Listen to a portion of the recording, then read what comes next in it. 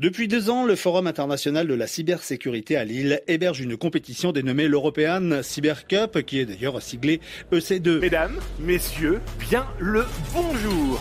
Les épreuves de ce concours de pirates éthiques mettaient en scène différents scénarios sur les situations auxquelles des entreprises, des instituts ou des organisations publiques se retrouvent souvent confrontées en cas de cyberattaque, nous précise l'organisatrice de l'EC2, Clémence Burette. C'est une compétition de hacking éthique qui reprend les codes du sport parce qu'il y a toute une animation et elle a pour but de mettre en valeur toutes les compétences et les métiers de la cybersécurité. On a cette année une association qui s'appelle e-Enfance qui nous a mis à disposition son site internet et nos gentils hackers vont aller essayer de découvrir les failles de sécurité qu'il pourrait y avoir pour essayer de les résoudre au maximum. Bonjour, hackers, hackeuses, pirates et pirates. On est en direct de Lille, et en particulier de l'EC2. Une compétition internationale d'hacking éthique que Manon Herman, étudiante en dernière année dans une école d'ingénieurs du numérique à Paris, ne manquerait pour rien au monde. Tu prends le kit de lockpicking, je te laisse 1 minute pour y arriver. T'es prêt ? La cybersécurité, il y a encore 3 ans de cela, moi j'y connaissais absolument rien et j'ai découvert ça grâce à la filière de mon école. Ce qui m'intéresse, c'est en particulier trouver les vulnérabilités, les différentes failles. Ce concours était l'occasion pour les visiteurs du Forum international de la cybersécurité à Lille de constater de visu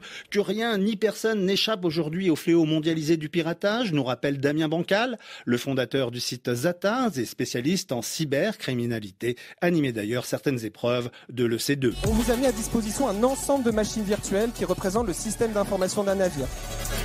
Alors, côté exemple, c'est de prendre les commandes d'un bateau pirate, de trouver une île où ce pirate va se retrouver devant un coffre-fort dans lequel il va devoir crocheter à la main la serrure. Et donc là, on a un joli panel de la cybersécurité. Il faut clairement comprendre comment fonctionnent les pirates informatiques pour s'en défendre. Allez, venez tous prendre vos goodies, l'équipe qui gagne. Et pour les geeks amateurs de ce genre de compétition, sachez que c'est l'équipe DES narcotrafiquants qui a remporté le premier prix de l'EC2 2023. Allez, bien joué, bien joué.